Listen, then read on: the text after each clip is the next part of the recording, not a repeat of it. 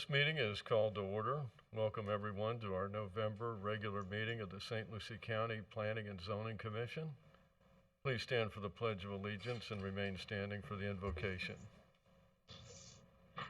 I pledge allegiance to the flag of the United States of America, to the republic for which it stands, one nation, under God, indivisible, liberty and justice for all.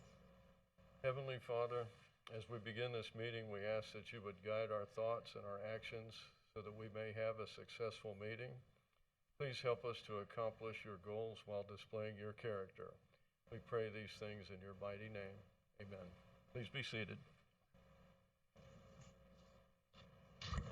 Madam Secretary, please call the roll. Mr. Munt, Present. Mr. Bridgers, Mr. Slay, Mr. Binner, Yes, ma'am. Ms. Slack, Here, ma'am. Mr. Lowndes, Yes, ma'am. Mr. Lowe, Mr. Sanders, Yes, ma'am. Vice Chair Taylor, Here, ma'am. Chair Odell. Yes, ma'am. Do we have any announcements or disclosures? Mr. Chairman, my wife is a member of the Conservation Alliance. There's a letter that has some concern about an agenda item this evening. I've discussed my participation with the county attorney, and I will be in the discussion. All right, so noted. Any other disclosures, announcements? Anyone? All right, we'll move on. The next item, we have the minutes for our meeting of October 15th, 2020. Do we have a motion to approve? So move. Second. Mr. Lowndes? And, okay. All right, all in favor, say aye. Aye. All opposed? Madam Secretary, that's unanimous in favor of. Next, we have our public comment. This is a public meeting, and at this time, I would like to invite any public comment. For those who are new to our meetings, this time is for general comments. If you would like to speak about any of the items in our public hearings, please save your comments until we hear these items. Is there anyone with a general comment? Are there any virtual comments that are general? No. Okay, thank you. I'll now close the public comment and return to the board. For our public hearings, first we have the Prima Vista rezone. It's a change in zoning from the CO Commercial Office to the CN Commercial Neighborhood Zoning District. And do we have a staff presentation? We do, Chair. Evening. Good evening.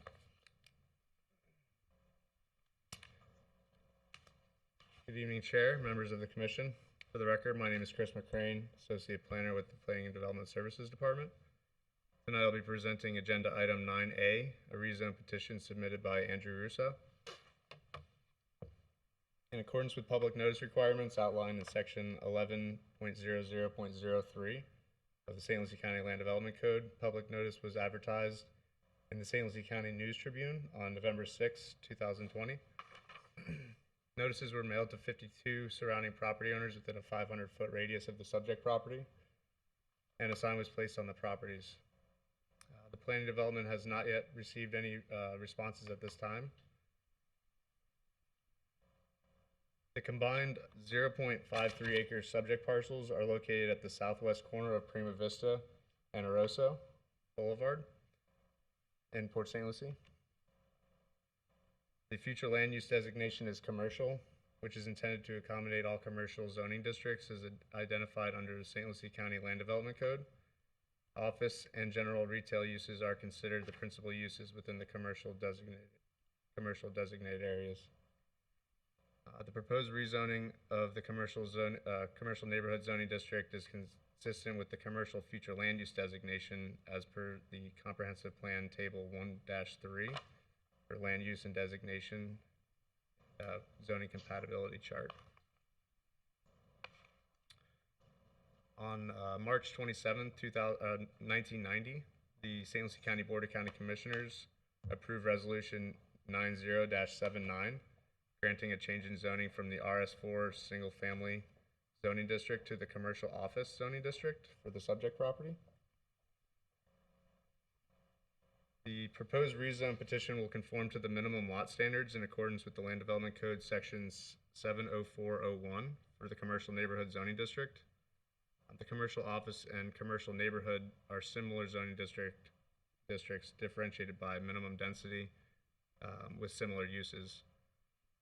The purpose of the commercial neighborhood zoning district is to allow for limited trade and service activities to serve the surrounding neighborhoods. The above table provides a few examples of the permitted uses allowed within the commercial neighborhood zoning district. Some uses include beauty and barber services, real estate offices, hobby and toy shops, eating places, food stores, and medical marijuana dispensaries. All future uses will be reviewed by the St. Lucie County Development Review Committee for compatibility with the surrounding uses. The table above also provides some examples of the conditional uses that are permissible within the commercial neighborhood zoning district. And these uses include small postal and shipping stores, child and adult daycares, car washes, and gas stations. Some of the eligible conditional uses may not be appropriate due to the land size, site access, and proximity to the surrounding single-family dwellings. And all future uses will be reviewed by the St. Lucie County Development Review Committee for compatibility with the surrounding area. This petition conforms to the standards of review as set forth in St. Lucie County Land Development Code section 110603 and is consistent with the St. Lucie County Comprehensive Plan, goals, objectives, and policies. Staff is recommending that this petition be forwarded to the Board of County Commissioners with the recommendation of approval. This concludes my presentation. We do have the applicant's representative, David Millage, here to present. Thank you. And you said we have an applicant? We have a representative Presentation? for the Okay. applicant. Okay. This time I'd like to ask the representative to please step forward.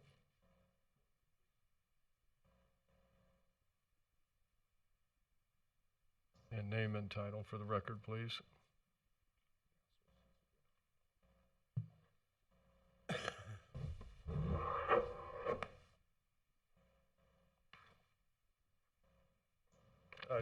Good afternoon, or good evening. David Millage of Kotler and Hearing on behalf of the applicant.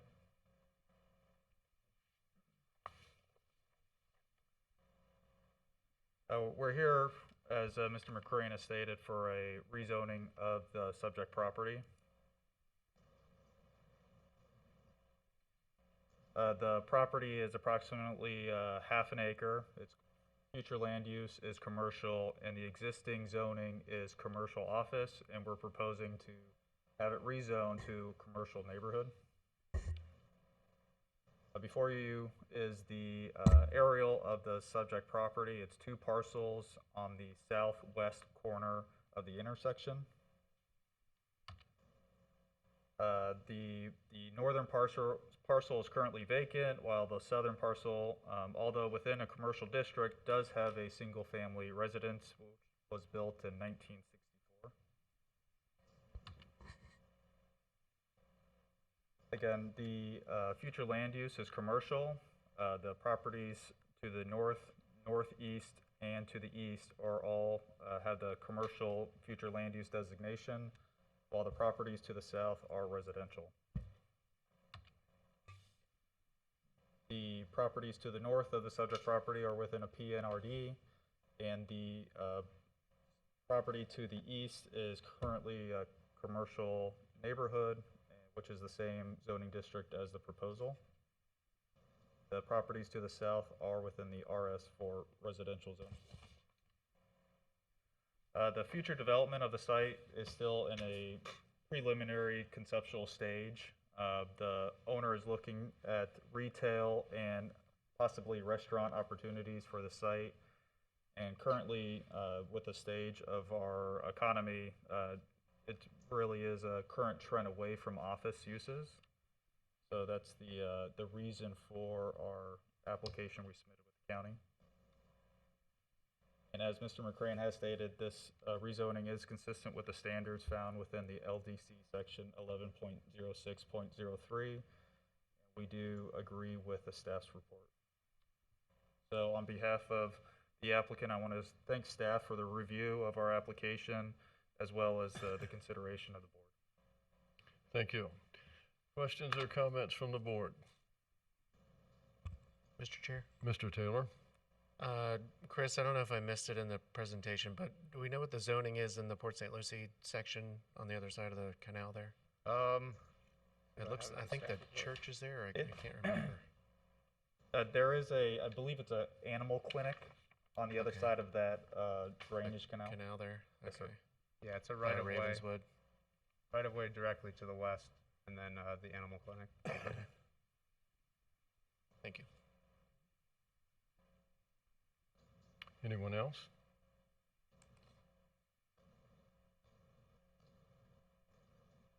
All right. There's no other questions or comments at this time. The public hearing is now open. Would anyone like to step forward and make a comment on this item? Anyone? Seeing none. Are there any virtual comments for this item? No. Okay. And public hearing is now closed, and we'll bring this back to the board. Mr. Chairman, Mr. Lowndes, the motion improved? Is the motion in order? pardon? Is a motion in order? Yes, it is. After considering the testimony presented during the public hearing, including staff comments and the standards of review as set forth in section 110603 St. Lucie County Land Development Code, I hereby move that the Planning and Zoning Commission recommend that the St. Lucie County Board of County Commissioners grant approval to the applicant of Prima Vista Narosa rezone for a change in zoning from the commercial office zoning district to the commercial neighborhood zoning district, because I feel that it fits with the current trends of development for the area, and certainly will help the applicant get what he needs to do. Second. Okay, so we have a second by Mr. Munt. Madam Secretary, please call the roll. Mr. Munt, Yes. Mr. Bridgers, Yes, ma'am. Mr. Benner, Yes. Mr. Lowndes, Yes, ma'am. Vice Chair Taylor, Yes, ma'am. Chair Odell. Yes, ma'am. Okay. All right. Mr. Odell, may I make a comment? Yes, Mr. Munt, please. I noticed on your map, and you started referring to east, west, north, south, and that sort of thing, but there was no indication of which direction was north. I've asked staff if you are going to bring a project forward and you use maps, please have north designated on those maps so that it's meaningful. Some of us are not that possibly familiar with the site that's in question. That's a really great suggestion. Thank you. Thank you. Madam Secretary, Yes. I would also like to vote yes, ma'am. Okay. Or- The quorum is based on in-person attendance. Okay. Okay. But you can All still right. vote? Oh. Sorry about that, Valerie. That's okay. Okay. But attending virtually, I do have the responsibility and the right to vote as a Planning and Zoning Commission person. Is that correct? It's difficult for me to hear for the virtual comment. Is there any way we could make this a little bit louder on this particular one?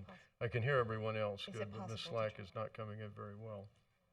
Okay, Yeah, I know. okay. Ms. Slack, this is Leslie Yes. Olson to address your question. I think the confusion in this, you're right, yes, you may vote. The confusion lies in the state order that requires an in-person quorum, but attendance is still allowed virtually as long as the quorum is satisfied in person. So that was where that confusion lied. So I'm sorry about that confusion. No, that's quite all right. I just wanted to make sure that I did know about the quorum issue, and we resolved that prior to the meeting. I just wanted to make sure I am still a voting member of the board. Yes, ma'am. Yes, That's you it are. virtually. Okay. Okay, Terrific. Thank you. all right. And has Ms. Slack's vote been noted? Yes, it has. Okay, thank you. Thank you. Thank you very much. All righty, thank you. Okay.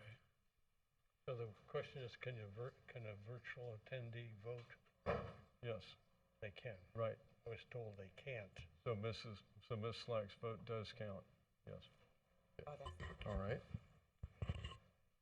The next item, we have a text amendment to the Land Development Code for planning and development applications and the approval process. Let's start with a staff presentation. Yes, good evening.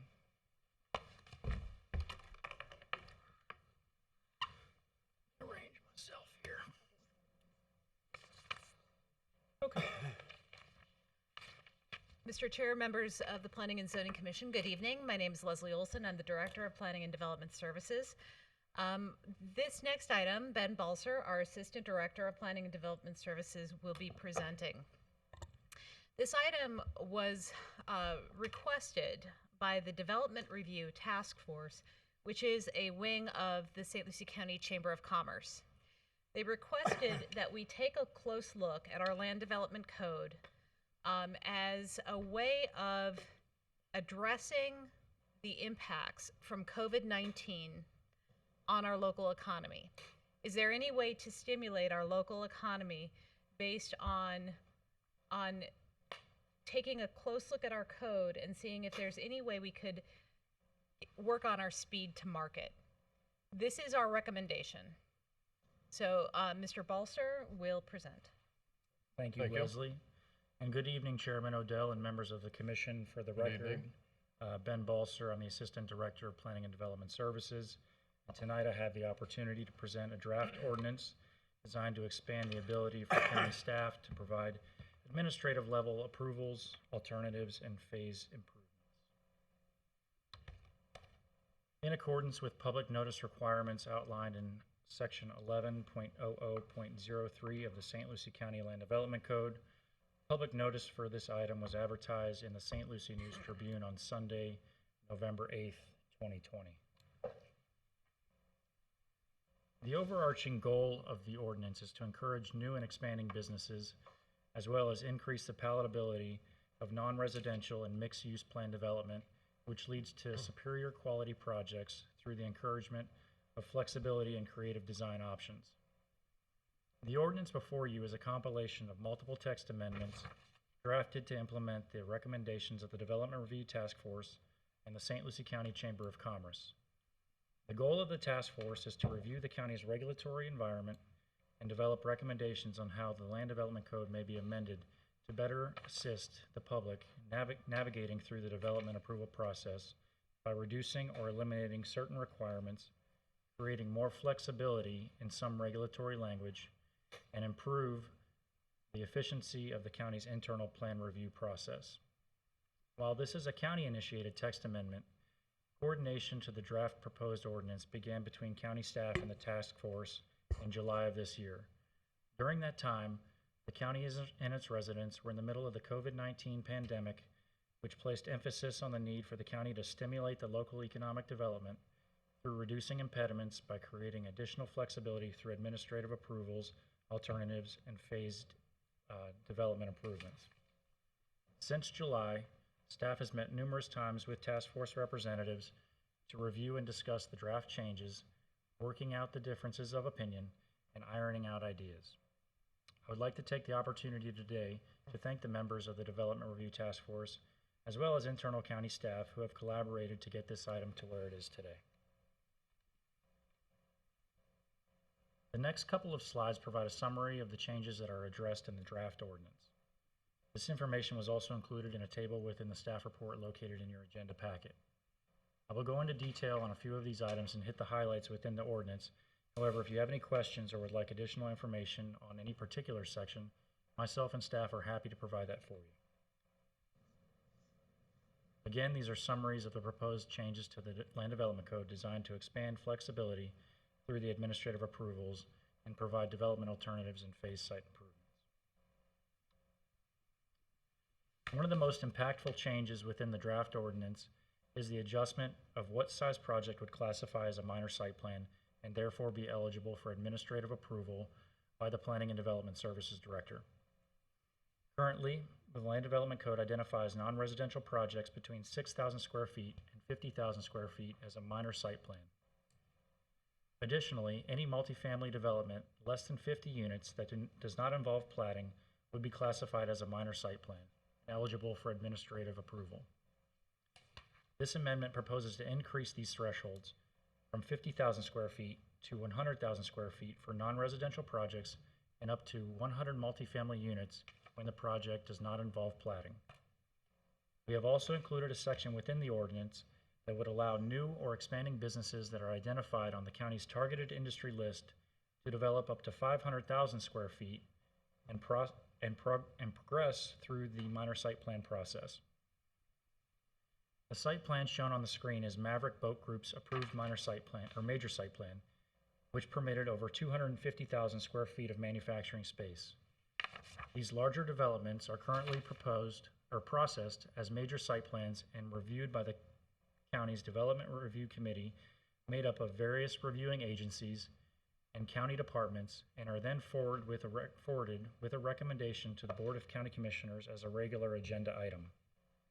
As a regular agenda item, these projects do not require public notice or hearings and are not heard before the Planning and Zoning Commission.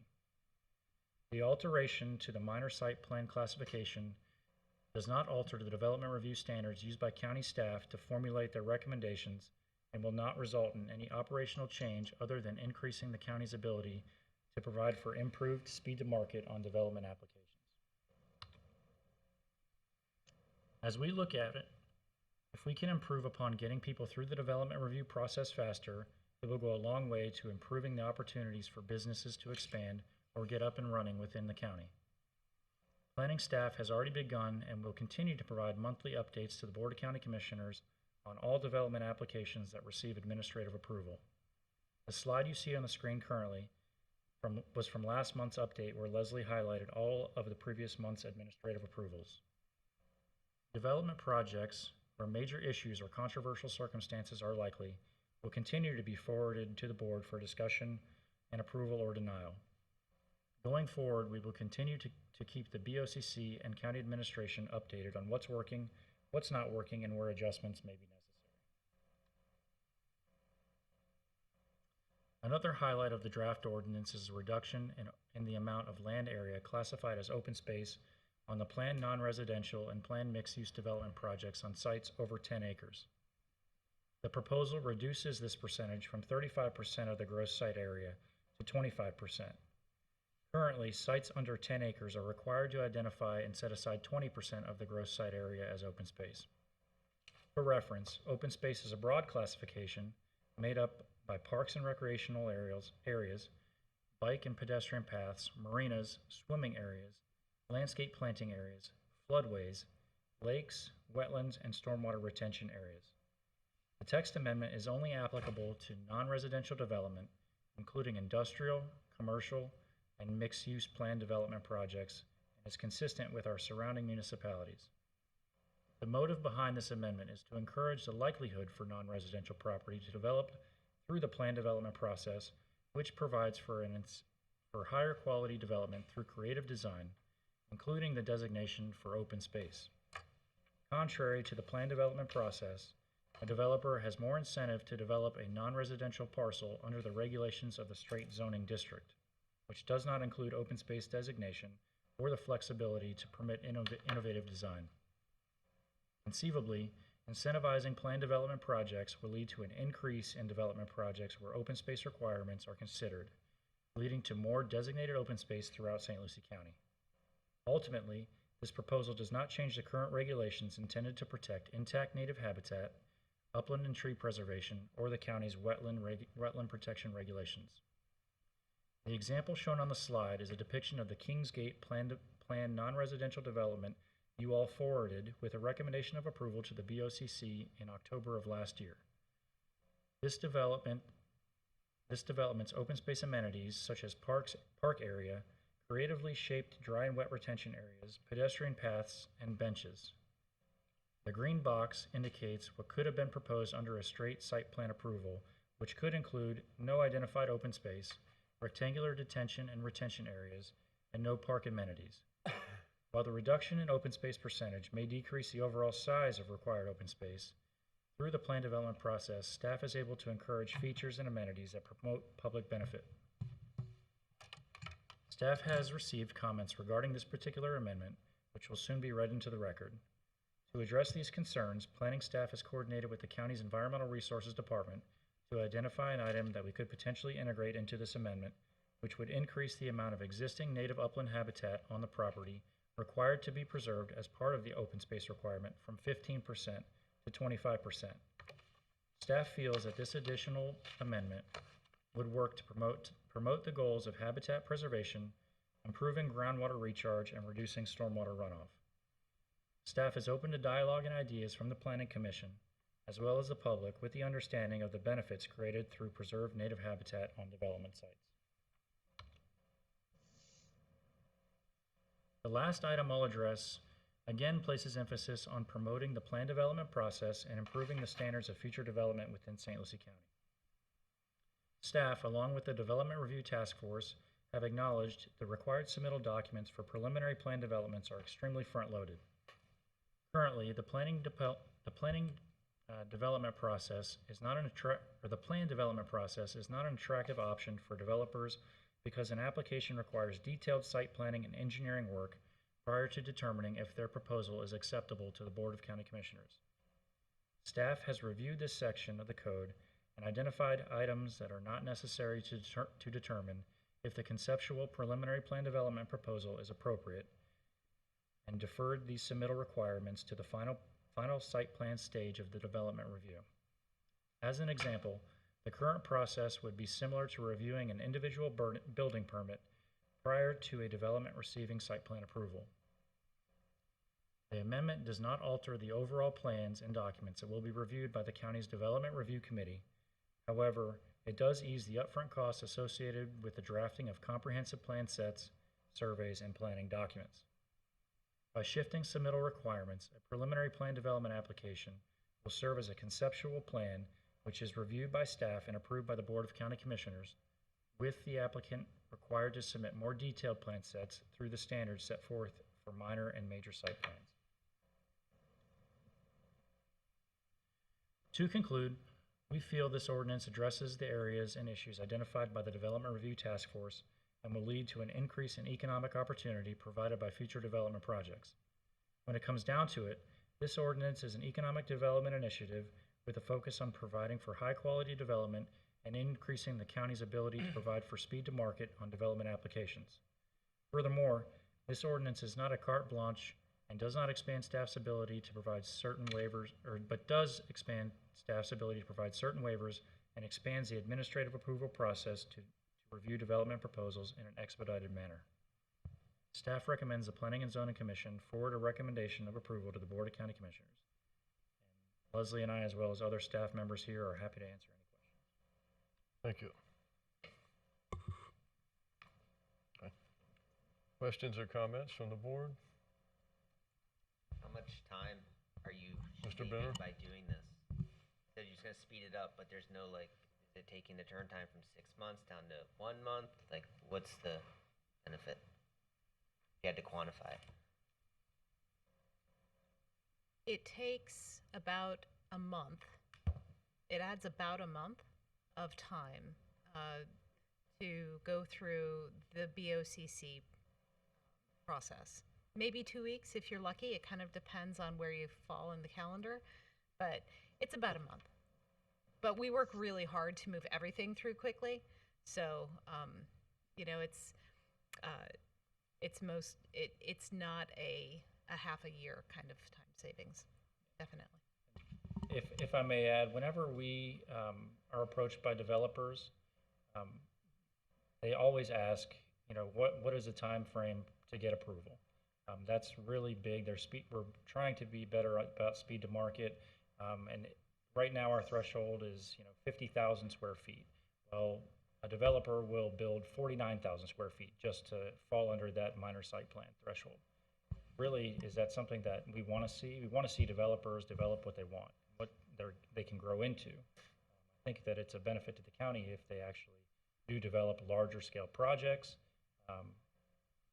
As I said in my presentation, the development review standards, whether something is a minor site plan or a major site plan, those don't change. Staff reviews it the exact same way, just the approval process. Mr. Chair. Okay, Mr. Sanders? You know, I applaud both the chamber and staff for bringing this forward. I've got a fair amount of experience with PUDs. In college, I actually took a land development class. It was taught by the mayor of Gainesville, and we studied PUDs, the early ones like Reston, Virginia, Columbia, Maryland, Anaheim, California, where, you know, it was a concept to create flexibility and creativity, where you're not bound by the minimum lot size, the minimum lot dimensions, all of those things where you basically got to write the code. And some time ago, we created, you know, a detriment to the PUD process by requiring 35% open space. Sounds really good, you know, from a land preservation perspective, but when you can go to a straight subdivision and have 0 required open space, it really makes it a severe penalty. So, you know, I applaud this move. You know, is it far enough? For right now, probably. It's the right thing to do. You know, and the other step of having a preliminary PUD, you know, I did a lot of land development in Martin Downs back in the 80s and 90s, and we create what we called the cartoon, you know, a bubble diagram of, you know, 0 lot lines, high density residential, you know, commercial, and that cartoon, our preliminary site plan or PUD would be approved, and then you would write your own ordinance for that PUD that says the setback for this type of land use has to be X. The setback for that type of land use has to be Y. So you can describe all that without going through the painstaking detail and know what you get. So again, I think it's a step in the right direction so that PUDs allow that flexibility and creativity and allows you to move forward without the painstaking details that you know really aren't ready until you have the right builder and all of those things for those pods, especially for large developments. So anyway, thank you so much for moving this forward. Oh, one last question. The difference between the 50,000 and 100,000, have there been any substantial changes to projects that have been brought before the commission between the 50 and 100,000 as a result of a public hearing before the Board of County Commissioners? So, interestingly, on a major site plan, that's not even a public hearing. It's a regular agenda item. Oh, that's right. You're right. You shared it. And so the public there's no conversation, and it's actually mostly a ministerial approval by the commission. If it meets the code, if it's a major site plan, if it meets the code, the same kind of as Ben mentioned, if it meets that code, it has to be approved by right. Right. And so it is, whether it's a ministerial action by the county commission or a ministerial action by the planning director, Yeah. you get the same thing. Correct. Thank you. Okay, thank you. Mr. Lowndes? I've read through read through most of your report material, and it's a bit overwhelming at times. One of my concerns is that we have recommendations given to you and to us by developers and contractors with very little input on outside shareholders that feel they have a stake in developments in the future by being able to voice their opinion and make their feelings known. Right or wrong, we're taking away a bit of that privilege for the stakeholders to be able to have a say in the development, are we not? Generally, the way we do text amendments Generally, is that better, Mr. Lowndes? A little. A little closer? I'm old and I, deaf, dear. yeah, no, usually I don't even need a mic. I'm so loud. So generally the way we do text amendments is we do really intensive and, kind of long discussion with the community about items. We'll bring them forward through a workshop with the Planning and Zoning Commission. We did that with the commercial resort zoning district that we created. That was about a 2-year process. And what was great about that process is by the end of it, we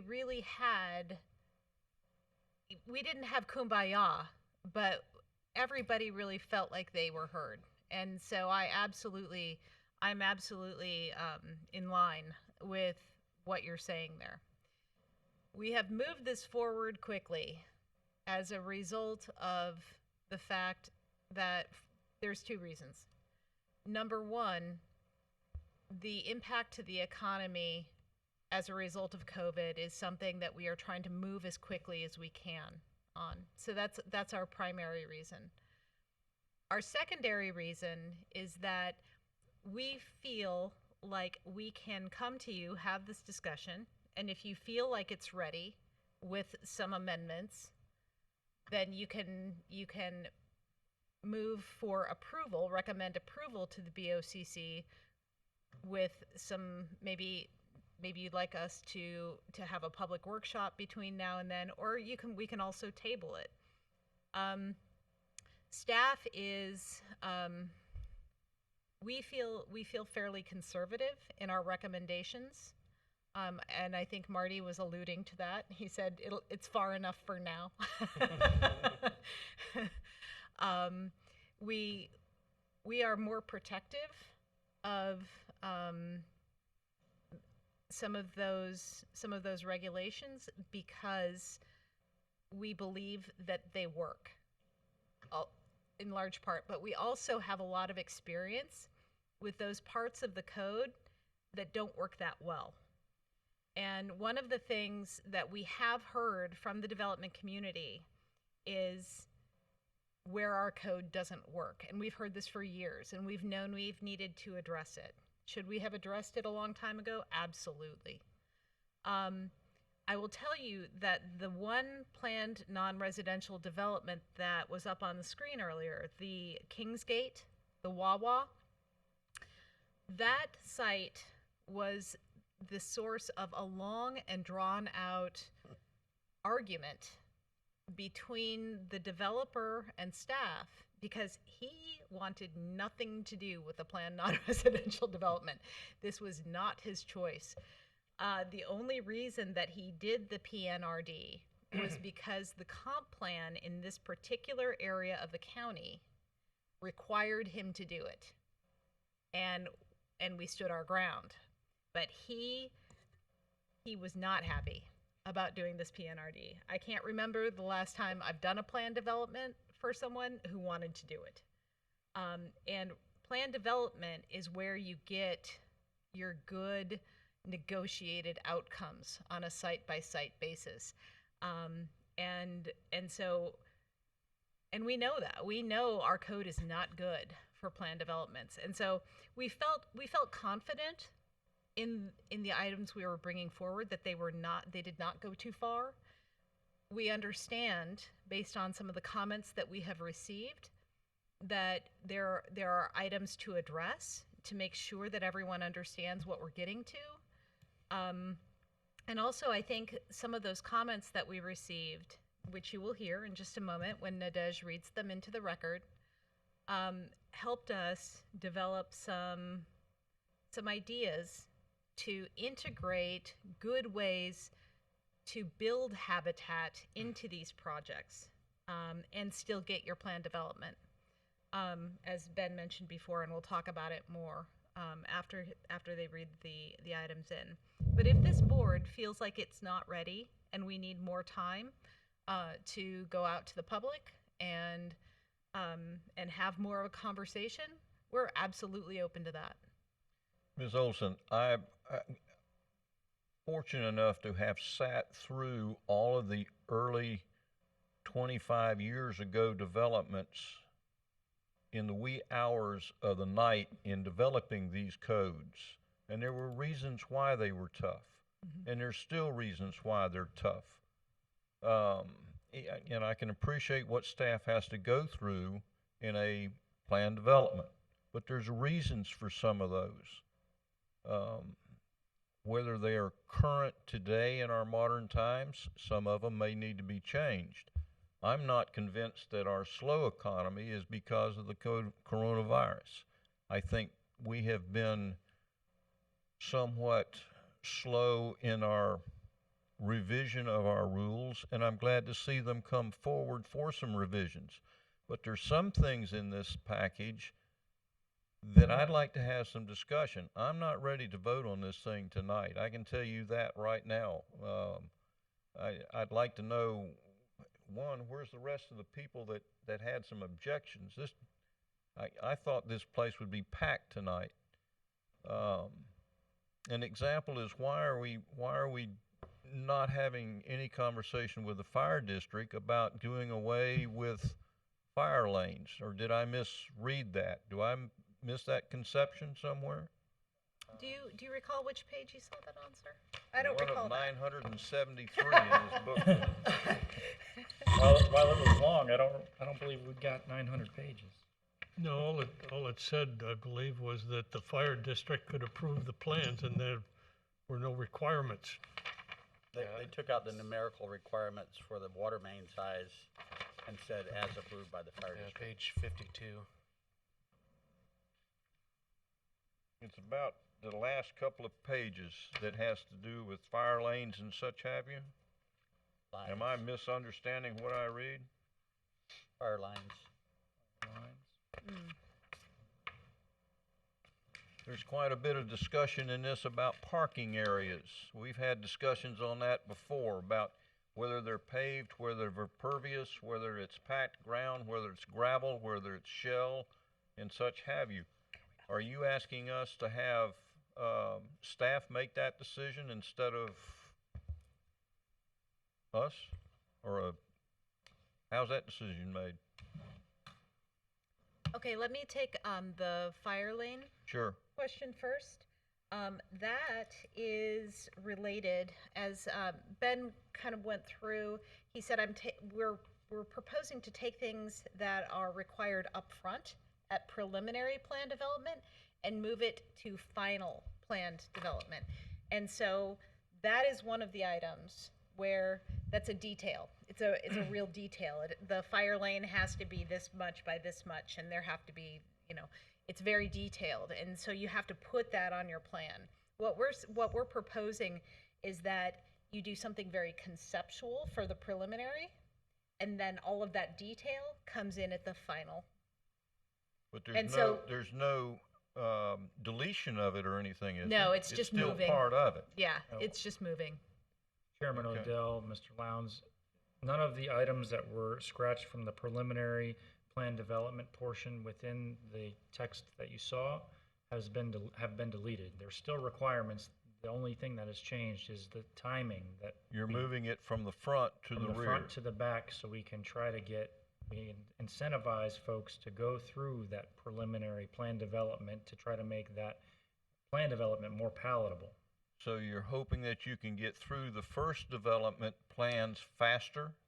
Well, that more and to make it more palatable, to eliminate the upfront cost to do a plan development, instead of spending, let's say, $100,000 to even make application for a preliminary development plan, you would reduce that cost in order to find out if the Board of County Commissioners would accept your proposal.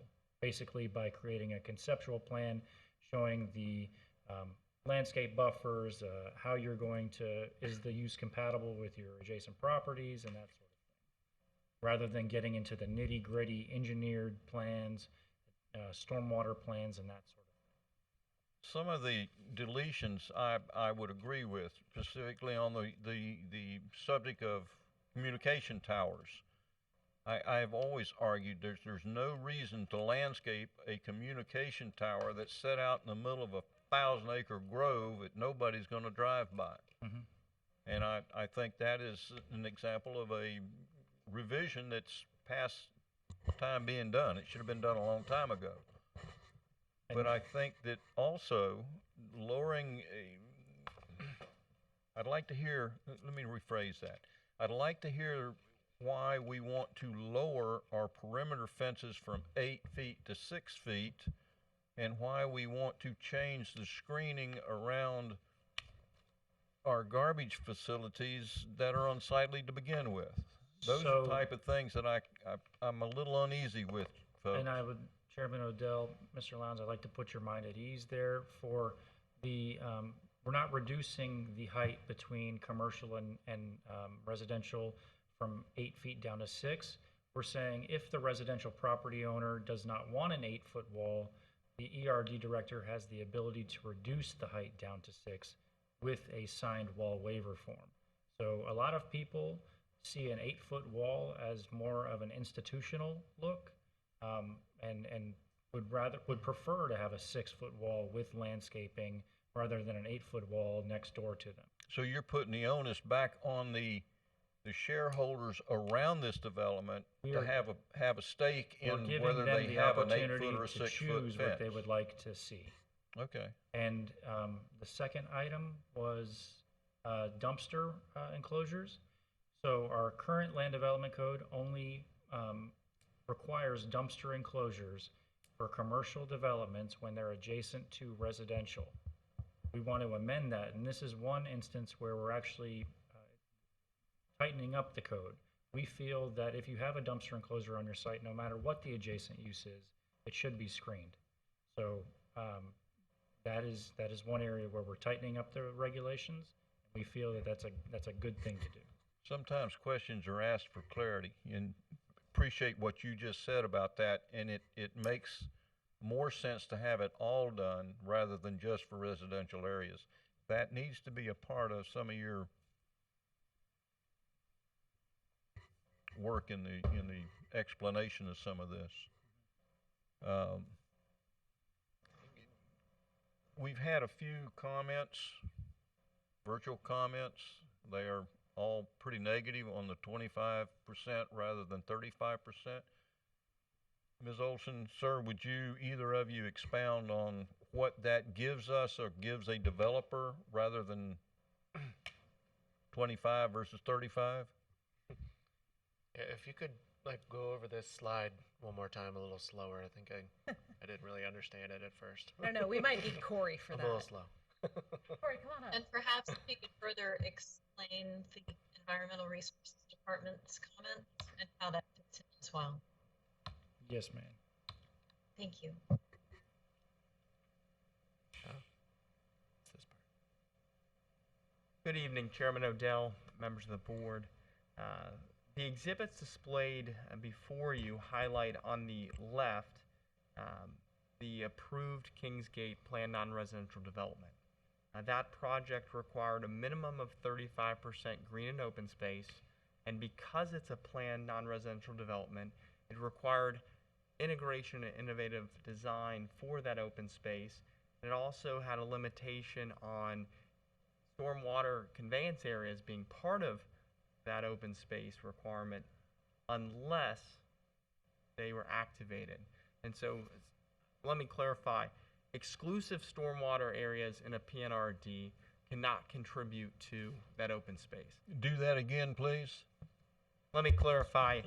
So on the left, the approved plan, the developer achieved their open space requirement of 35% by creating a public park, amenities, walking trails, and then they creatively designed their stormwater area to not be exclusively devoted to stormwater retention and detention. Okay. They basically designed it to be appealing aesthetically, to be functional from a stormwater management standpoint, and then they also created it as a complementary amenity for this commercial subdivision with walking paths, with gazebos, with boardwalk, outlook areas where it engaged the public as opposed to simply being an engineering function and tucking it in the rear.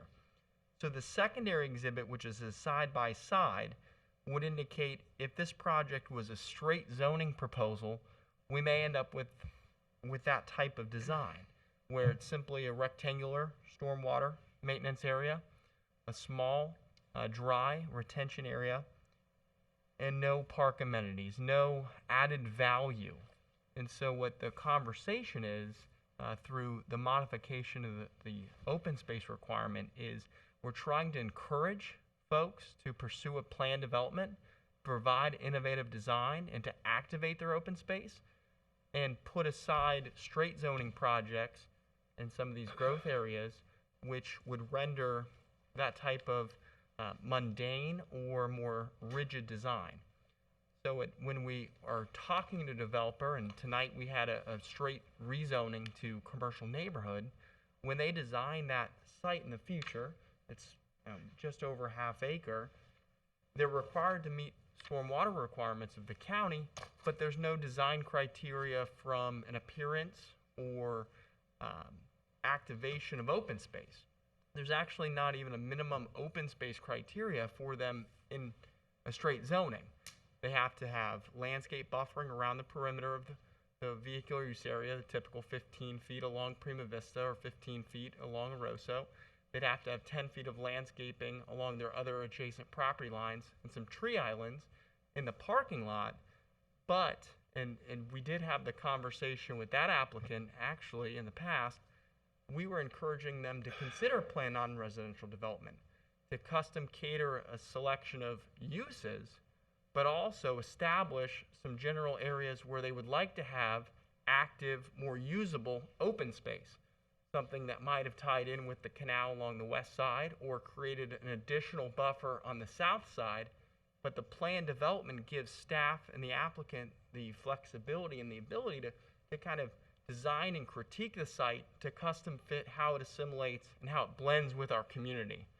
So the goal here is to allow staff to have greater flexibility to work with the applicant through a planned development, to look at the site, the surrounding area, and the characteristics of the adjacent property, and try and custom fit a design that works and provides net public benefit.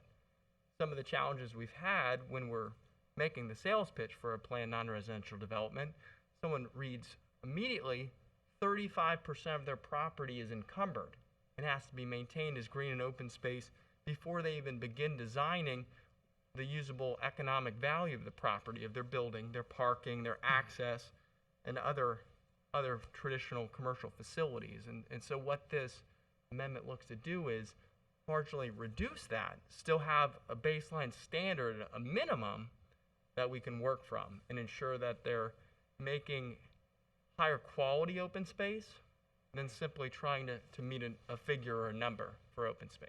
What prevents a developer from using that additional 10% for construction and not for ha-ha design? There's nothing that would preclude them activating that 10% for economic value or contributions to the development. But what Mr. Balsers highlighted, with certain planned non-residential developments, we would look to create or restore quality habitat. And not all open space and not all green space is created equally. We could have green space today to meet a 35% threshold that's simply a sodded area called open space.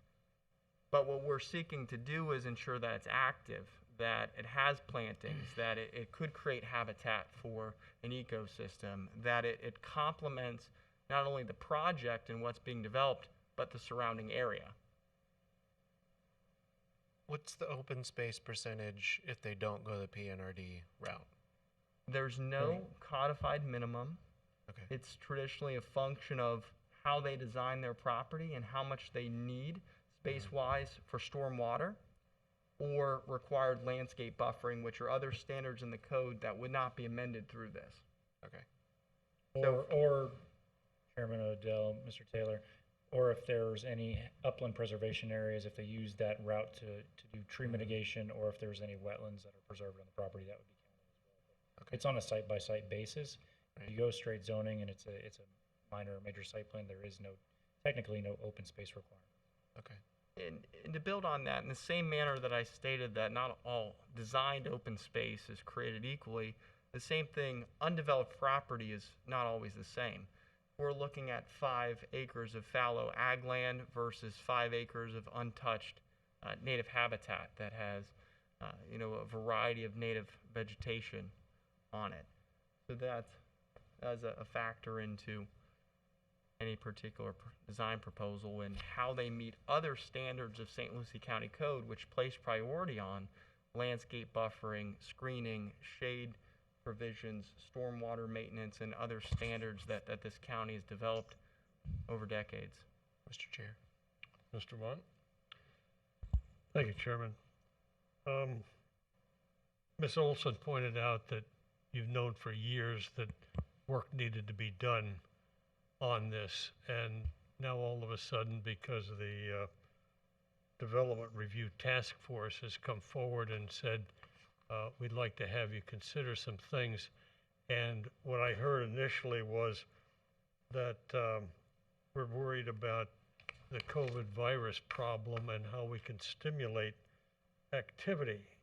And it sounds to me like we're discussing long-term impact items for what could possibly be a short-term problem. And by short-term, we're talking about vaccines and potentially sometime after the first of the year, we'll begin to inoculate the general population. And hopefully by the end of 2021, we'll have arrested this major problem that we're facing today. And I think we're moving ahead a little too far down the road with, it's not piecemeal. I'm sure you all worked hard at it. You took a look at it, but I think it needs more work and spend more time on it. Obviously, there's some concern in the public and with the community about what's being considered. And I think a public workshop or two to give more input from the community and give you an opportunity to overcome some of the resistance that's out there at this time. I don't see a reason that we need to move ahead so quickly with this and advance it. It's not something the BOCC asked for or the Planning and Zoning Commission, and you've all just thought about it in the past but didn't act on it, didn't have time, you're busy or whatever. So to satisfy one organization that says we'd like to have these, I share the same concerns that Mr. Taylor and Mr. Lowndes have about some of the numbers that are being reduced. I just think it needs to be perhaps more comprehensive than what you've brought to us tonight. And so rather than a quick reaction to a request and a partial solution, I would like to see staff work with the community and get a better feel for what would be satisfactory to more people. The development community is always going to say, hey, it's great. We all know how many things that we've approved in the past because developers have asked us for some modifications and they didn't always work out for the best. So I would like to see you take more time and bring this back at a future date after you've had more input from the community and an opportunity to work amongst yourselves and rethink what you're bringing forward to us. I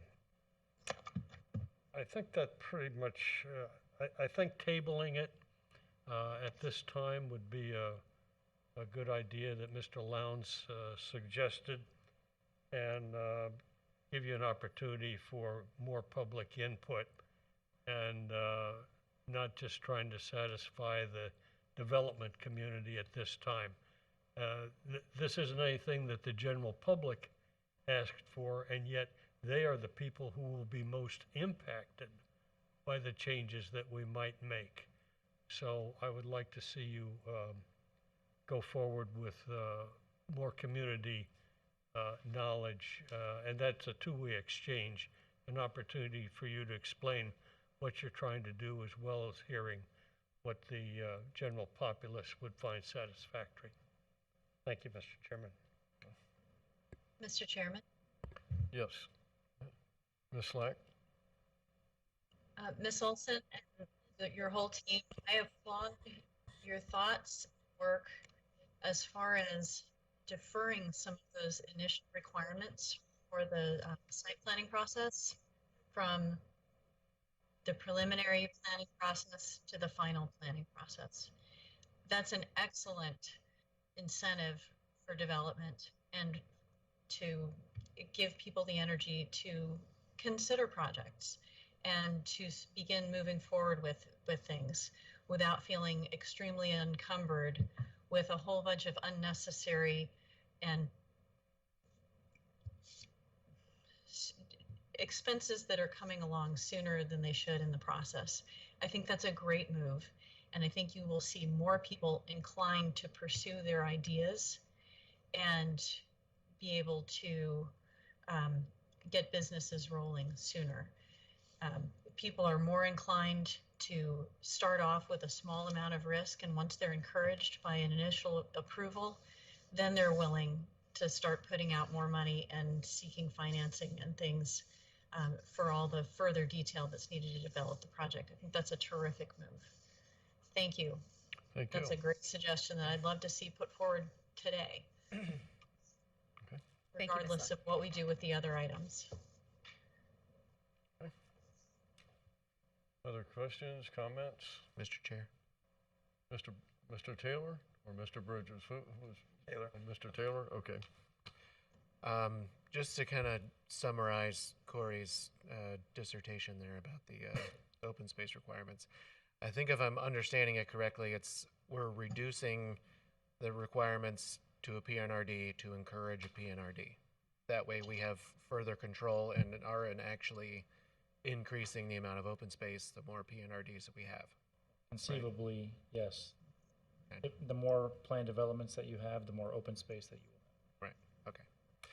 I mean, I kind of struggle with the logic of fast-tracking development to encourage the economy when development won't occur unless the economy is already improving. But at the same token, anything that makes a business person's life easier and cheaper to encourage that type of development without reducing our standards, I think is always a good thing. The Development Review Task Force, is that the same as the Development Review Committee? No, the Development Review Task Force is made up of legal representatives and developers that do work in St. Lucie County. And that's through the Chamber of Commerce? They are a member. Is someone from the county on that board, or is this a... The primary liaison is Mark Satterley, our Deputy County Administrator. I also sit on the Development Review Task Force, as does Mr. Balser, and also our engineering team also sits on the Development Review Task Force. We don't meet a lot, but we try to get together once a quarter or so to discuss items that they're hearing in the community that are challenges, and we look for solutions. And I assume the EDC is a part of that? Yes. Okay. I'd never heard of it before, so. No. The public notice requirements for going from the 50,000 to the minor site plan, will there still be the same public notice, surrounding property notices going out? And what will be, I guess, since there wouldn't be a public hearing technically, what is the avenue for those people to get their comments So out? Chairman Odell, Mr. Taylor, currently there aren't any public notice requirements for items that are moved through as a major site plan. They are regular agenda items. That's why they don't come to the Planning and Zoning Commission. They're heard as regular agenda items. Okay. So when does that kick in? When the public notice around surrounding properties? Those would be So like just for zoning? rezones or conditional use permits, Okay. those types of applications, I knew that. public notice, Okay. and require public hearings. Mr. Chair? Any other questions or comments? Mr. Sanders? Yeah, one of the things that that reminded me of the the by right land use, there's not a required public notice. It just goes through the process, and you go through the process and you check off all the requirements, and you really can't deny it if it meets the setbacks and all the zoning code requirements. But there's there's some things that are a little fuzzier on understanding, like traffic and things like that. But one of the things that I think would be helpful to the community, if you had an understanding of what was in the pipeline, what's coming along. I think everybody's starting to get a lot better about posting what site plans are there. If we had a live development map that showed those things in the pipeline, I think that would allow the public to comment on things that do not have a required published notice, but you've got an avenue for people to find them anyway. Thank you, Mr. Sanders. Mr. Odell, Mr. Balser is pulling up our GIS map for the St. Lucie County. This is a live public map found on the county website page. Watch how to get there right here. And what's great about this map is that it has everything we have done and everything we are doing, and so if you feel comfortable working in this medium, there's a lot of ways to see what's happening. Oh. You don't usually have to do this, but of course now that we're doing it on TV. Not selling me so far. So, I'm sure. So that is available, and one of the things that I think we could do to respond to Mr. Sanders' suggestion, and I think it's a good one, right now the layer that's public is development applications, and you have to go through and click on each one to see like where it is in the process, and yeah, there's a lot of, I think something's down at the moment. We don't usually have to sign in. What we could do is we could create a applications under review layer. It's actually a fairly simple filter that we could create for the public, for you all, and we'd be happy to show you how to work that when we weren't having technical difficulties. So I think that's a great idea.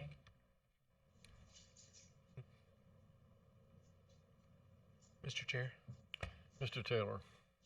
Our planning and zoning commission meetings, are they live on Facebook like the BOCC meetings have been? Is there a reason for that? I have no idea. No one has ever asked me that question before. I don't believe it is. I don't believe it streams live on Facebook. But I can look into that. Okay. I think one of the positive things that has come out of the corona issues with transparency is I've been enjoying seeing, sometimes I don't remember when a meeting's happening and it shows up on Facebook. The county's live and I can see what's going on. And I think that's a great way to reach the people where the people are, because I still don't understand why we put stuff in the newspaper, because I mean, statute. I know I'm technically a millennial, but right.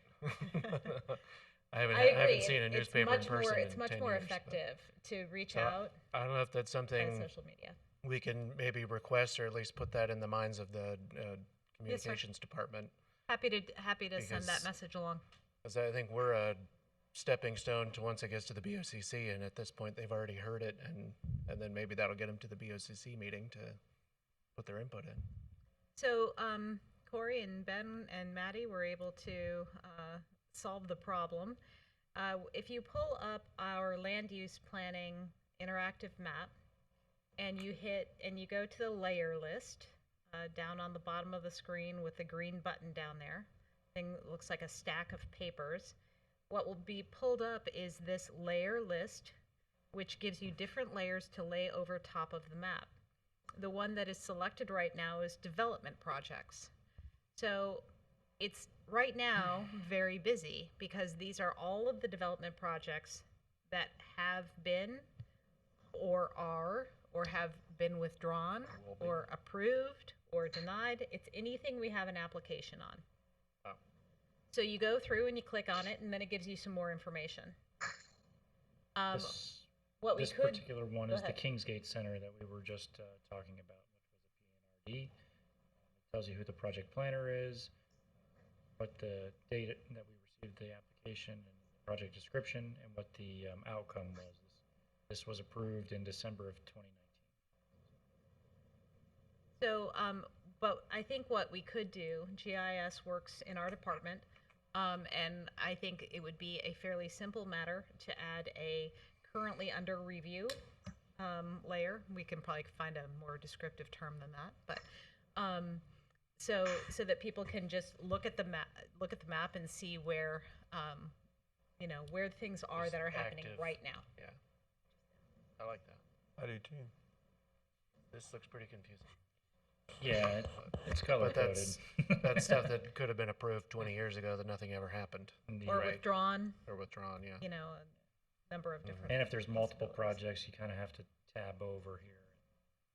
Yeah, I think that we need to communicate that this exists. And I feel like I consider myself pretty in the know, and I had no idea this was here. Yeah, it's highly useful. It's really about messaging and letting like people it. know. Mm-hmm. Is there a legend that explains the colors? Mr. Chairman, I think Mr. Monk. one of the things that we need to keep in mind is that we need to be educating the public about what is available and try to keep it a simple use, if you will. Professionals and all of you working with the high-tech things that you have here and members of the planning and zoning, I get buried in some of this stuff all the time. And so I think we need to somehow make the community aware of what's there if they're interested. It's not just making it available, but telling people it is available and what it can do for them. Right. Good point. All right. Other comments or questions from the board? All right, at this time, I will open the public hearing and I will start with in person. Is there anyone here that would like to come forward and speak on this item? Anyone present? Okay. Next, we'll go into virtual comments.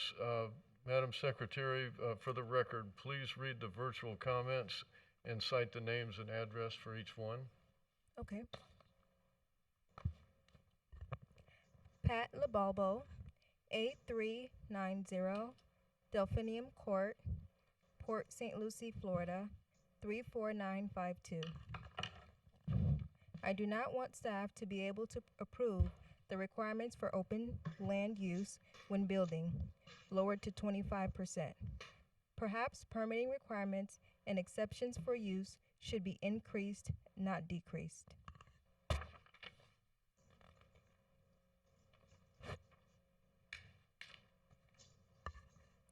Adela Blacka, 1034 Southwest Bellevue Avenue, Port St. Lucie, Florida, 34953. I do not want open land requirements reduced to 25%, and I do not want the process for approving exceptions to be weakened by delegating to staff.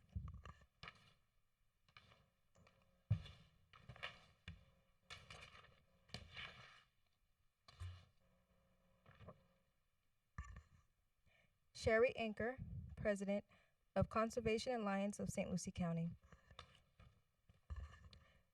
To St. Lucie County and its Planning Department, this email is to register the Conservation Alliance of St. Lucie County's strong opposition to the proposed changes in policy in both how permitting decisions are made and the percentage of open land to be retained when building commences on open land.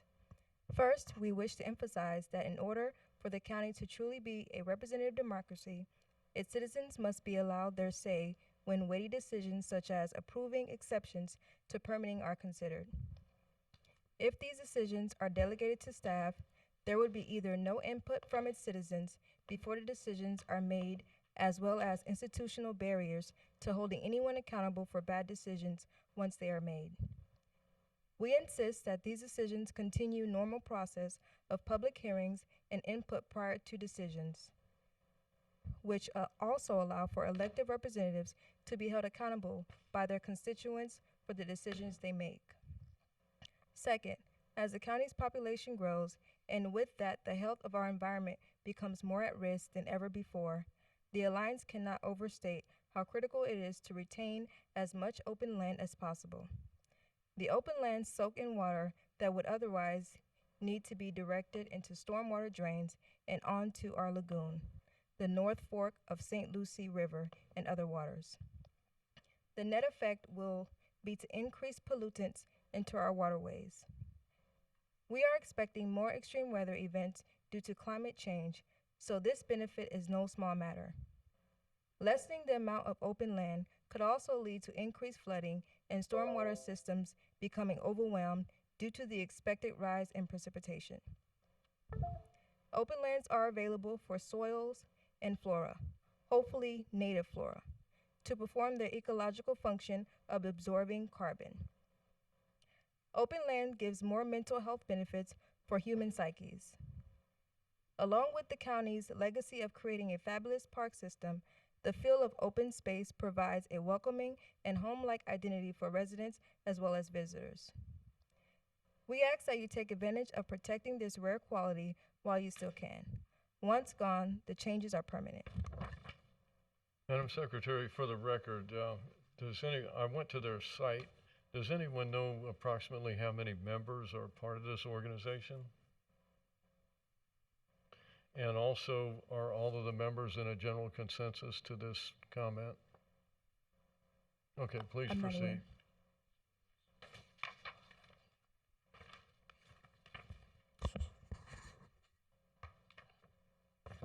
Irene Eva Reyes, 5209 Palmetto Avenue, Fort Pierce, Florida, 34982. As a longtime resident of St. Lucie County, I hereby oppose proposed changes for open land requirements reduced to 25% and oppose the process for approving exceptions to be weakened by delegating to staff. Reasons for opposing this change: 1. Reducing open land requirements and reducing permit fees is a signal to speculators and certain industries to force high-density construction on county residents, something we do not want. The majority of St. Lucie County residents chose this county because population density is considerably lower than other counties to our south. BOCC and residents have been misinformed repeatedly by developers that prolific construction is good for their communities, promising increases in property values as an incentive to allow fast-track land destruction.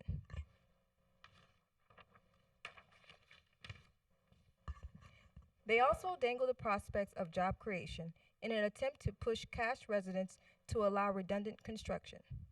The promises are usually hollow, with the residents and their government stuck with infrastructure costs, upgrades, maintenance, overuse, all caused by overcrowding.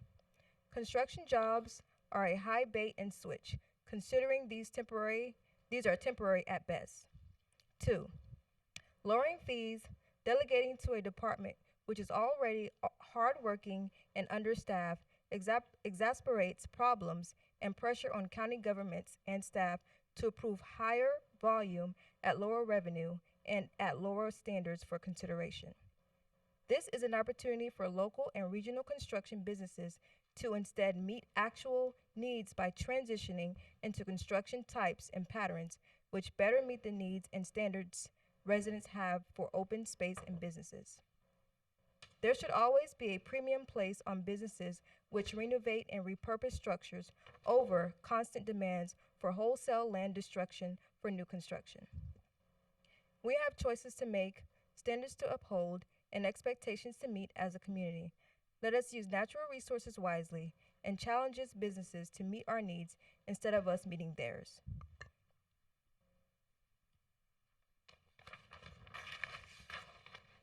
And this is from the same spokesperson.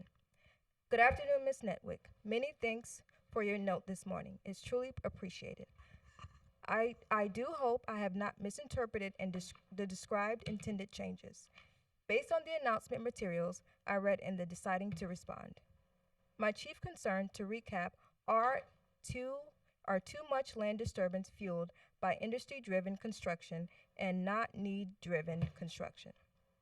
Lowered fees translating to lowered revenue for the county to utilize and increased workloads on agile but often understaffed departments. If I have understood or misunderstood or misinterpreted the proposed change, I apologize and would instead communicate the summary of concerns I have recapped here. And looking out this morning over the St. Lucie River across from White City Park, I should also stress that my property is extremely flood prone. It's a FEMA severe repetitive loss of SRL property. And more construction very often exacerbates existing drainage conditions. It may be selfish on my part to include that, but many of us here have experienced flooding threats from drainage rather than river inundation. The deluge of early October coming in mind. Again, thank you for the reply and clarification.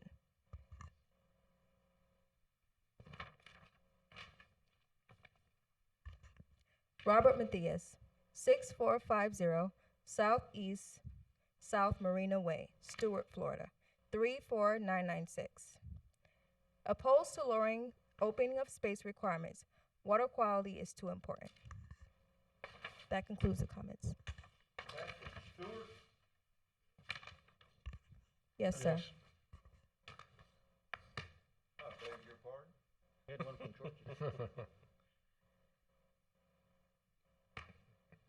That one's from Stewart, and then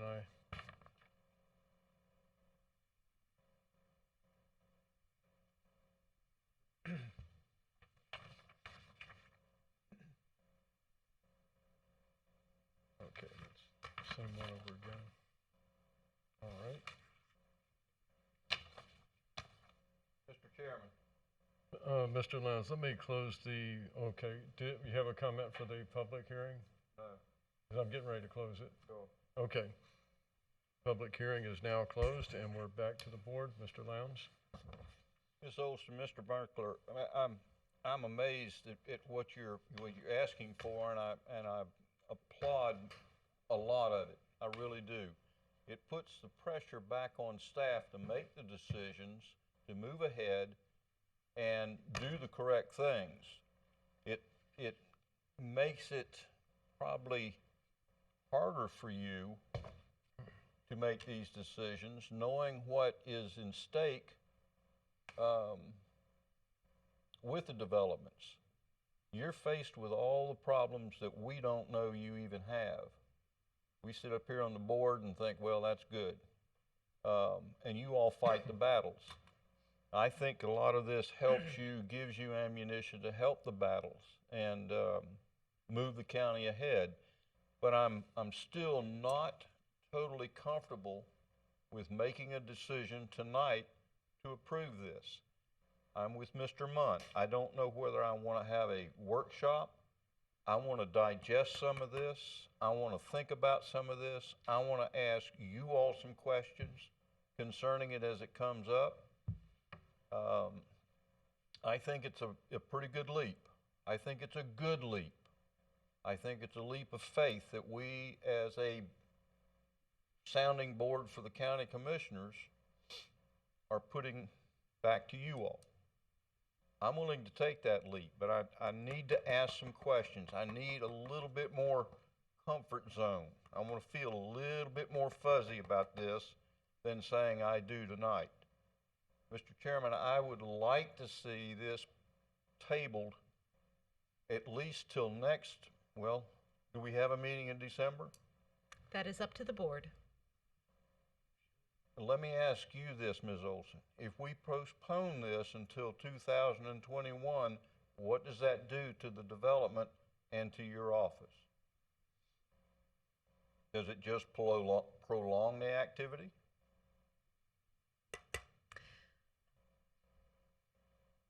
Do we have anyone who is is waiting to submit at this point.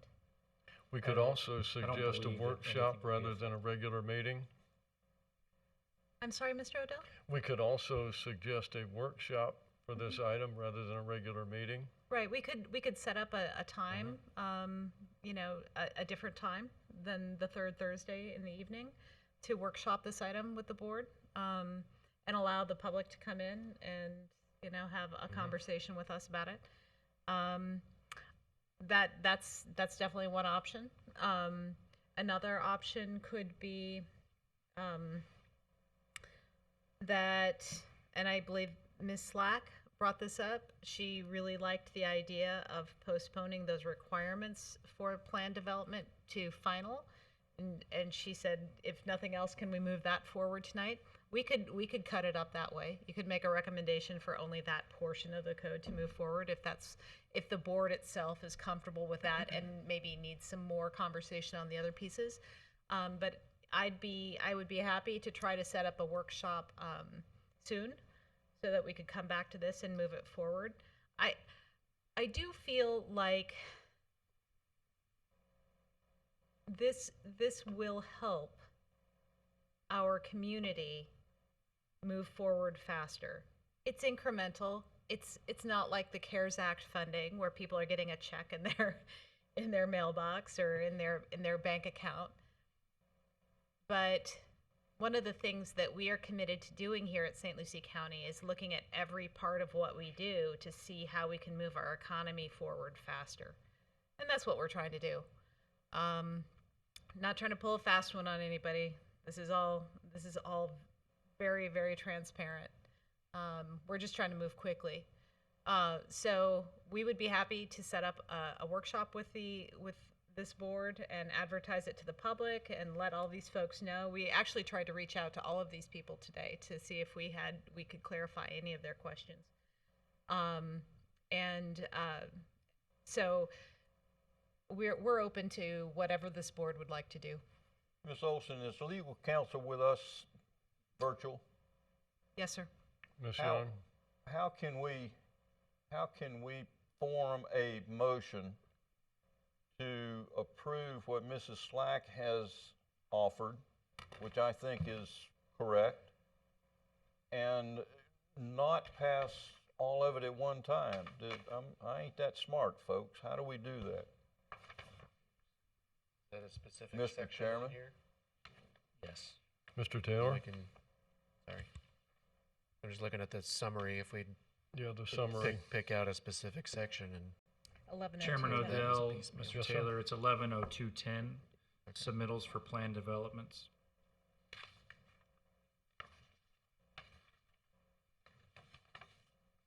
Mr. Chair. Mr. Taylor? But has there been any discussion about not necessarily like sunsetting some of these regulations at a date determined down the road, or like maybe in a year we're going to come back and look at all these things, see if they're working once it is approved? We're open to that. Or okay, I think I would like to see something like that in place, just a mandatory go back in 2 years and or whatever time we decide, and just say, is this, go back to the task force and see if the things we've done working out. And In other words, a sunset. not necessarily just an update. Yeah, go back and check and make sure the development community is happy with how things are going, and just to not pass this now and then forget about it down the road. And Yes, and No, Chairman no, Odell. staff seems to have, the economic issues at hand. And it seems like from the virtual comments and from some from our board members, seems that these are more than economic issues that they are concerned with. Mr. Bunt? Mr. Odell, I'd like to see us table the entire package rather than piecemeal, take something and ad hoc, try to create a motion that does this. I'd like to give staff the opportunity to bring Ms. Slack's idea forward as a package and a separate item that we can see it, and it's comprehensive, but it's a standalone item that we can discuss rather than trying to do it on the wing. We're almost to the end of the year. We've got one more meeting potentially in December. We may not have it. I don't know what the board will decide to do tonight. My thought would be, why don't we table this until 2021, after such time as staff has had a workshop or some activity which involves the community and their thoughts being a little bit better clarified.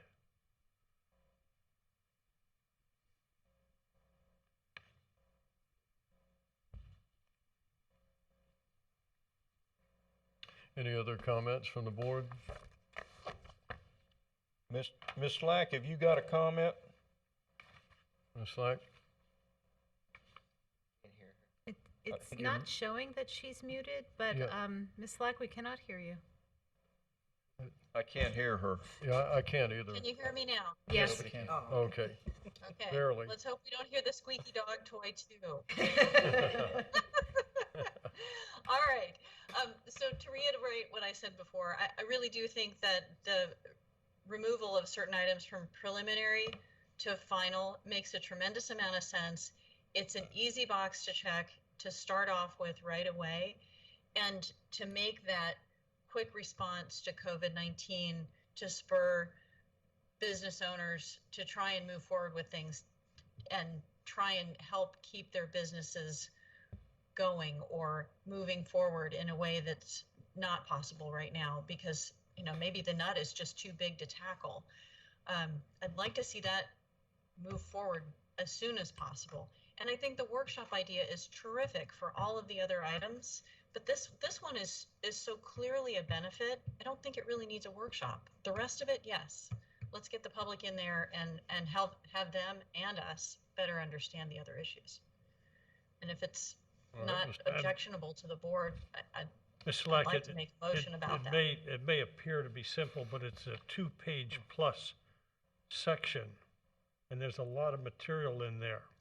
And to just say we're going to move it to from preliminary to final, I think we need a little more time to look at everything that's in there to be sure that's exactly what we want to do.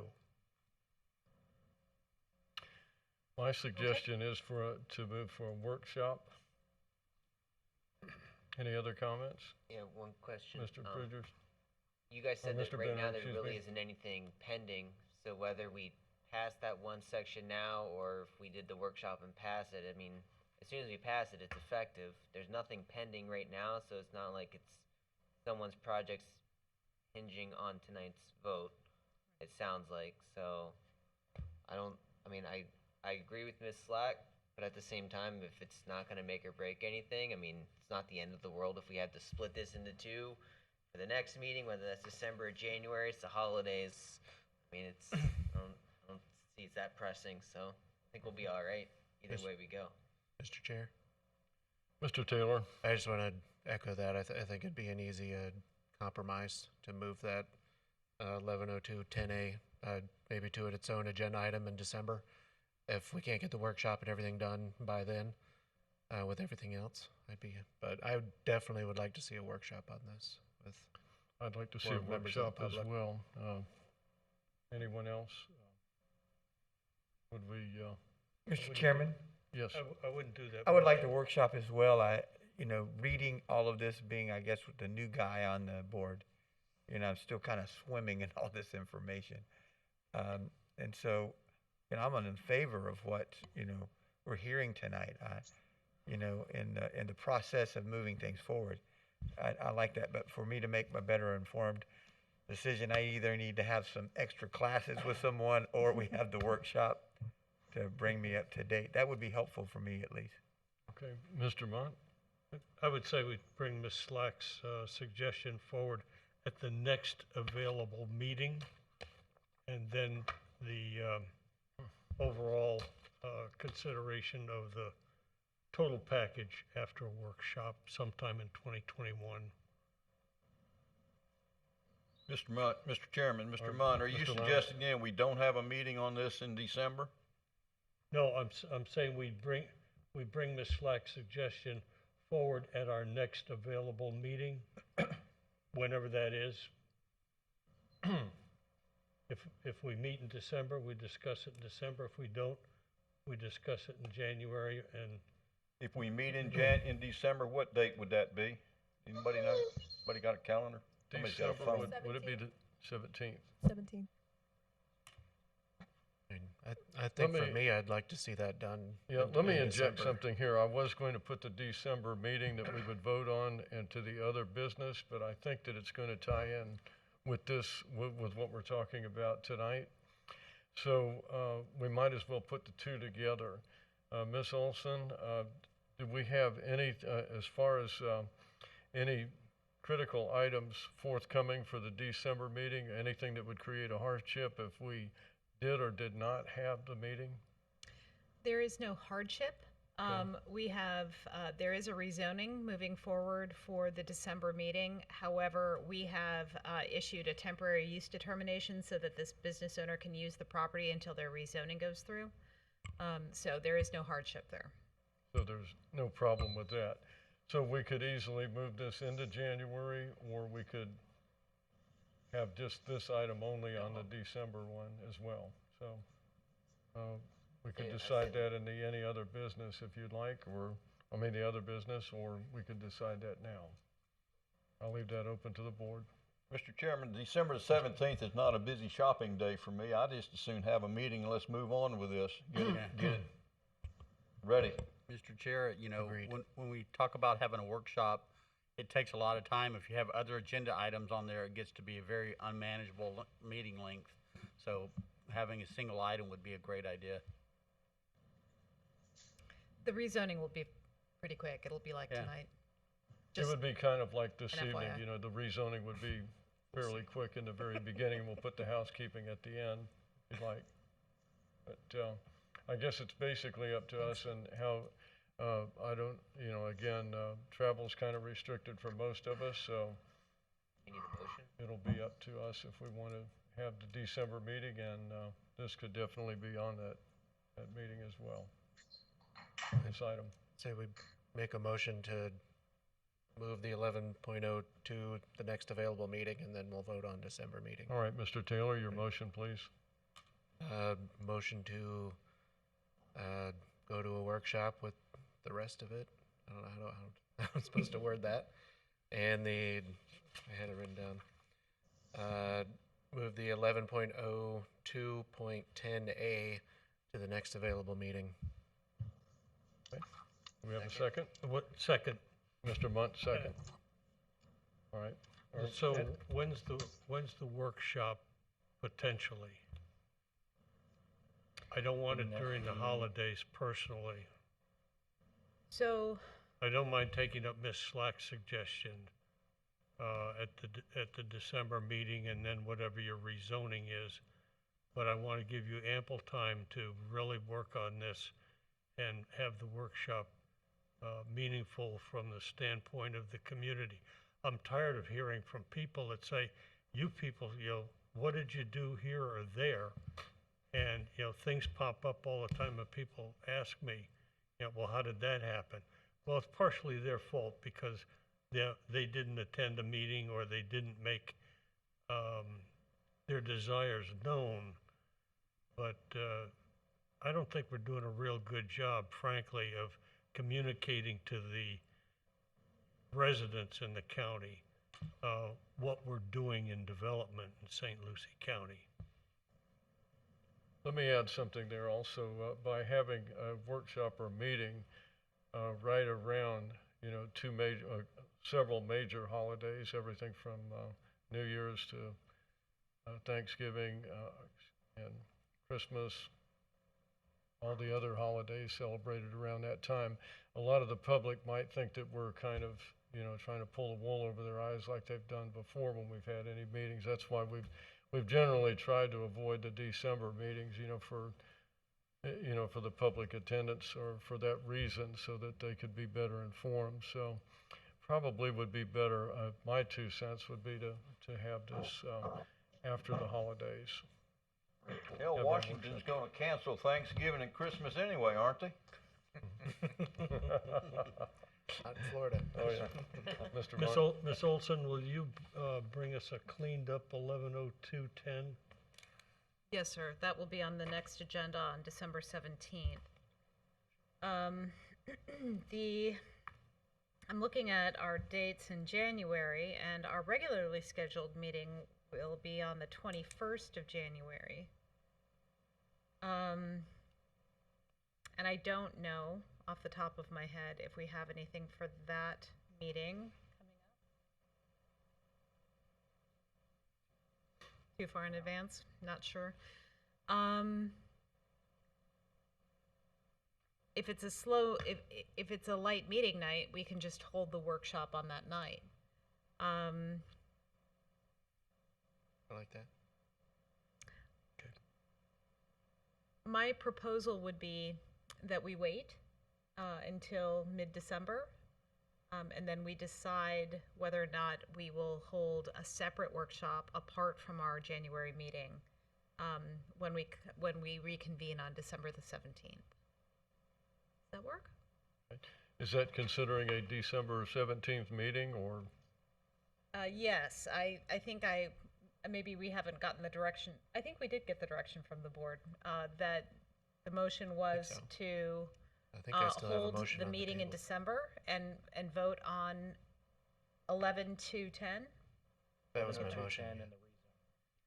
and the Well, the rezoning. I Yeah, think the Mr. motion Taylor, was- please clarify your motion again. I think my motion was stated to the next available date. Okay. And I think we need to make that motion, and then we'll move to decide if we're doing it in Understood. December. Then we could do that under other Is- business. Is the workshop something we have to vote to decide a date? Or is that? You don't. We can Okay. handle that with the board via email, and then we can Okay. handle all of our public notice outside of this. Okay. I hate to do this, but please restate the motion. Maybe I can do it better this time. My second attempt. All right. Okay, my motion is to move all sections of all items and sections to be moved to a workshop, aside from 110210A, which to be moved to the next available regular planning and zoning commission meeting. We have a second? Second. Mr. Vaughn, second. Madam Secretary, please call the roll. Mr. Chairman? Is that Heather? Mr. Odell, Chairman Odell, I believe your virtual board member has a question. Oh, okay, I'm sorry, because, No? you disappeared off the bottom of the was waiting board, for so I'm Heather. sorry about that. Again, I'm not trying to be rude. Or- Same oh, thing maybe happened the maybe last it meeting. was- Maybe it Ms. was Slack, Heather. go ahead, please, before we vote. Actually, Mr. Chairman, Leslie, this is Heather. It's Heather. Hello, Um, hello, Ms. Young. Virtually Oh. as well. Just a recommendation on the motion, Mr. Taylor, if you want us to advertise a revised ordinance, that's fine, just to say the next available meeting. If you want to just continue it, then we don't need to re-advertise and incur that additional expense, but it's fine if that you think that would help. Do you understand what that? Continue it? I did not quite catch the Okay. last of that. Could you help clarify that? All right, so if the motion is to continue the item to the next available meeting, then we don't have to rerun the legal ads in the newspaper. If you make it a certain date, then we do. Wait, no, that's not it, Heather. It's the Yeah, please clarify that. It's a specified date and time, such as December 17th at 6 p.m. or soon thereafter. We don't need to re-advertise it. The motion would be just to continue a revised ordinance with just that section and a workshop on the remainder.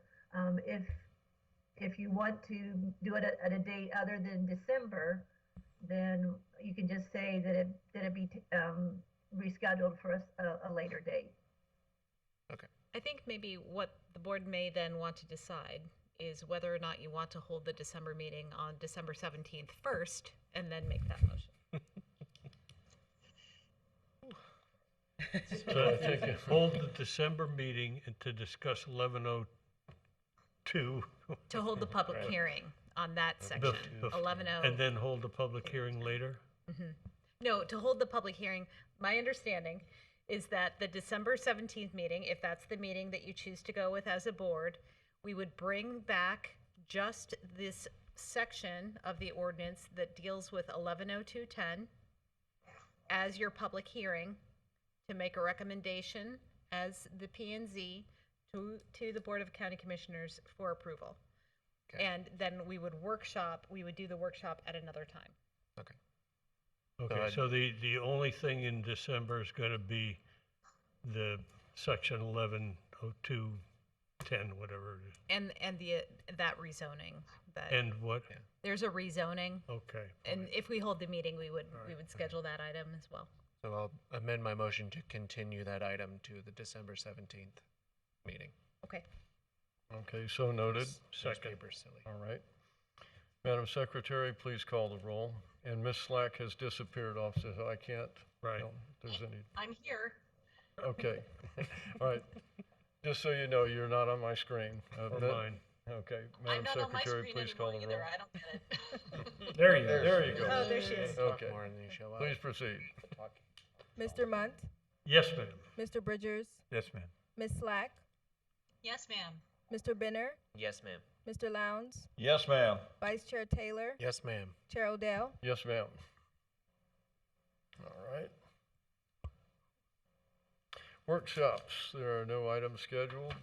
Other business, and we've discussed the December meeting. Is there any other discussion that we would like to do as far as the December meeting or workshop while we're here? Anyone? I'd like, Mr. if I Monk? could, staff, could you just generally